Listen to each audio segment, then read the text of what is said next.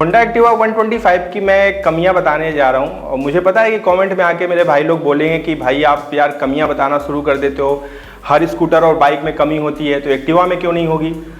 आपकी बात सही है, लेकिन ये मैं ऐसा इसलिए कर रहा हूं क्योंकि कमेंट्स में आप ही लोग आते हैं। जब मैं एक्टिवा 125 को वॉक अराउंड रिव्यू डालता हूं तो मैं उसमें कोई कमी नहीं बताता हूं, मैं बस ये बताता हूं कि ये स्कूटर है कैसा, इसमें क्या क्या चीज़ें हमें मिलती हैं। तो फिर आप कमेंट बताते हो भाई इसका डिसएडवांटेज वाली वीडियो बनाओ, तो भाई डिसएडवांटेज की वीडियो आ गई है। मैं आपको बताता हूँ इसमें क्या क्या कमी आपको देखने को मिलेगी। सबसे पहले कीमत मैं आपको बता दूं, 2 वेरिएंट मिलेंगे आपको एक्टिवा 125 2025 मॉडल के, और अगर आप लेने जा रहे हैं 2025 में तो बस 5 मिनट दे दीजिएगा, शायद आप बेटर चॉइस कर पाएँ। जो इसका डिस्क वेरिएंट है इसकी 97,97,000 रुपीज़ एक्स शोरूम प्राइस है, और जो इसका स्मार्ट वेरिएंट है उसकी प्राइस है लगभग 1,01,000 रुपये एक्स शोरूम प्राइस। अब इसमें आपको 15 से 20,000 रुपये और ऐड करने पड़ेंगे, तब आप इसके ऑन रोड प्राइस पे पहुंच जाएंगे। आइए सबसे पहले पॉइंट की मैं बात करता हूं, और वो है भैया कीमत ही है। कीमत से ही हम शुरुआत करेंगे। जो मैंने कीमत आपको बताई ना, ये पिछले वेरिएंट से 8,000 रुपये महंगी है। अब देखिए 8,000 रुपये ना बहुत महत्व रखता है, क्योंकि एक्टिवा 125 मिडिल क्लास फैमिली ही लेती है और ज़्यादातर वही लोग लेते हैं, तो यार 8,000 रुपये बहुत मायने लगता है। एक तो साला एक्टिवा लेने के बाद दिमाग में ये भी रहता है कि यार हर कोई पार्टी मांगेगा तो 1,500 तो यार उसमें घुस जाता है। अब उसमें भी 8,000 रुपये एक्स्ट्रा देने हैं, और भले ही हमें फीचर मिल रहे हैं, नए नए अपडेटेड फीचर हैं, लेकिन कहीं ना ये प्राइस अगर कंपनी 4,000 3,000 रुपये बढ़ाई होती ना फीचर के हिसाब से तो ज़्यादा खलता नहीं, लेकिन 8,000 तो खल रहा है भाई। अगली चीज़ मैं बता रहा हूँ वो look similar to previous version. अब ये देखिए बहुत से ओपिनियन आए हैं लोगों के, जब ये एक्टिवा 125 लॉन्च करी गई नए अपडेट के साथ 2025 में, तो मैंने देखा कि जो कमेंट्स पड़े थे आप लोगों के, उसमें ज़्यादातर लोगों ने यही बोला था कि भाई अगर नया अपडेट दिया है तो थोड़ा लुक को हल्का सा चेंज करना चाहिए था, थोड़ा हमें मतलब रिफ्रेशमेंट मिलता कि एक नई एक्टिवा हमारे पास है। बट जैसा ओल्ड वर्जन था सेम सिमिलर डिज़ाइन नए वाले में है। लेकिन इसको लेके आप कमेंट में बताइएगा कि क्या जो अभी जो डिज़ाइन आप देख रहे हैं स्क्रीन पे, जो पिछले वाली है वही सेम नई वाली है, तो ये सही है या फिर इसमें कुछ अपडेट कंपनी को करने चाहिए थे, बताइएगा। अगला पॉइंट मैं बताता हूँ फ्रंट फॉर्क आर्क स्ट्रिप। अब देखिए ये भी आप ही लोगों के ओपिनियन है, बहुत से लोगों ने शिकायत करी है। जब मैंने वॉक अराउंड रिव्यू डाला था तो उसमें बोला गया कि इसका जो फ्रंट सस्पेंशन है ना वो थोड़ा टाइट है, स्टिफ है। तो देखिए ये वेरी कर सकता है पर्सन टू पर्सन। अगर मैं अपनी एक्टिवा की बात करूं तो हाँ, मुझे उतना महसूस नहीं हुआ है। वेट मेरा लगभग 85 to 88 के बीच में रहता है, तो शायद लोड ज़्यादा पड़ने की वजह से फिर वो स्टिफनेस कम हो जाती है, ऐसा भी हो सकता है। बट ये एक डिसएडवांटेज है, आप इस चीज़ का ध्यान रखिएगा, इसलिए लेने से पहले टेस्ट राइड जरूर ले लीजिएगा। अगली चीज़ मैं बताता हूँ वो है टाइप सी चार्जिंग। अब देखिए ये जो चार्जिंग वाला कॉन्सेप्ट है ना, इसको मैंने डिसएडवांटेज में अपनी मर्जी से डाला है। अब आप बोलेंगे कि यार पहले तो चार्जिंग भी नहीं था, अब तो चार्जिंग कंपनी ने दे दी, तो यार डिसएडवांटेज कैसे हो गया? डिसएडवांटेज इसलिए होगा क्योंकि मैं अपनी बात बता रहा हूँ।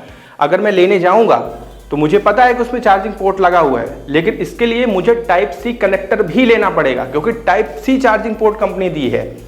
अरे मॉडर्न अपडेट तो आप कर रहे हो यार, लेकिन इतना मॉडर्न कर दिया कि मतलब आज के समय में मैं अपने पास ही बता रहा हूँ, मेरे पास 3 फ़ोन है, लेकिन किसी में टाइप सी वाला, वो फ़ोन में तो लगता है टाइप सी, लेकिन यार चार्जर में टाइप सी वाला नहीं। अभी भी हम वो नॉर्मल वाला यूनिवर्सल USB चार्जिंग यूज़ करते हैं पोर्ट, तो यार कनेक्टर तो लेना पड़ेगा।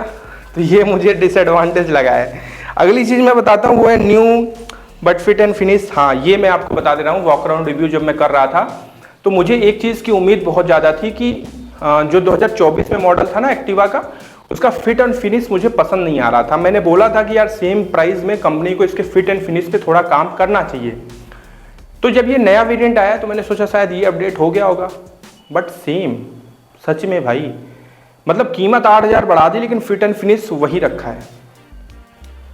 फिट एंड फिनिश का मतलब समझ रहे हैं? मतलब ये है ना कि जो क्वालिटी है, फाइबर की क्वालिटी हो या फिर कॉर्नर पे जो फिट एंड फिनिश आता है, वो सारी चीज़ें ना लगभग सेम है। मतलब उस पर इम्प्रूवमेंट कंपनी ने अच्छा वाला नहीं दिखाया है, तो ये एक डिसएडवांटेज है। अगली चीज़ मैं बता दे रहा हूँ, देखिए ये जो अब कमियाँ मैं बताने जा रहा हूँ, ये एक्चुअली मैंने कमेंट से कमियाँ उठाई हैं। जो लोगों ने खरीदा है एक्टिवा 125 2025 मॉडल, उनके साथ कुछ दिक्कतें आ रही हैं, लेकिन ये सबके साथ नहीं है। अब हो सकता है इसमें से कुछ दिक्कतें आपके साथ भी हो, अगर आपके पास है तो। पहली दिक्कत आ रही, कुछ लोग शिकायत कर रहे हैं कि भाई इसमें माइलेज अच्छा नहीं मिल रहा है। 45 तक का माइलेज लोगों को अधिक से अधिक जा रहा है और कुछ लोगों ने ये भी बोला है कि 50 के ऊपर का भी माइलेज जा रहा है। तो देखिए, माइलेज टेस्ट तो मैंने भी नहीं किया है, लेकिन ये जो 45 और 50 का जो आंकड़ा आ रहा है लोगों की तरफ से, ये आप कमेंट में बताइएगा कि अगर आपके पास है तो कितना माइलेज इससे निकल रहा है। अगर मैं अपनी बात करूं, जहां तक मुझे पता है, तो जो मेरी एक्टिवा है भाई, वो आज तक 45 के ऊपर माइलेज वो खुद नहीं दी है, तो मैं क्या बोलूँ फिर। ठीक है, तो माइलेज का इशू मुझे लग रहा है कुछ है इसमें। अगली चीज़ है बैटरी की प्रॉब्लम। देखिए, ये भी एक प्रॉब्लम लोग बता रहे हैं कि एक्चुअली बैटरी शायद कंपनी से जो फिटेड बैटरी आ रही है उसमें कुछ प्रॉब्लम आ जा रही है, तो सेल्फ काम नहीं कर रहा है। तो जब शोरूम पे लेके जा रहे हैं 2-3 दिन दौड़ना पड़ रहा है, इसके बाद फिर बैटरी रिप्लेस करनी पड़ रही है, मतलब पूरी नई बैटरी डालनी पड़ रही है। भले उसका कॉस्ट नहीं लगता, पैसा नहीं लगता, वो फ्री ऑफ कॉस्ट होता है, लेकिन फिर भी डालना पड़ रहा है। तो इसके बाद सारी समस्याएं सही हो जा रही हैं।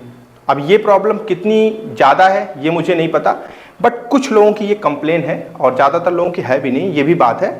अगली कंप्लेन आ रही है कि पहिए से आवाज़ आना। आगे वाला जो पहिया है, कुछ लोगों ने ये शिकायत की है कि वहाँ से घिर घिर की आवाज़ आ रही है। सर्विस सेंटर पर दिखाया बट उसका कोई सोल्यूशन नहीं निकला।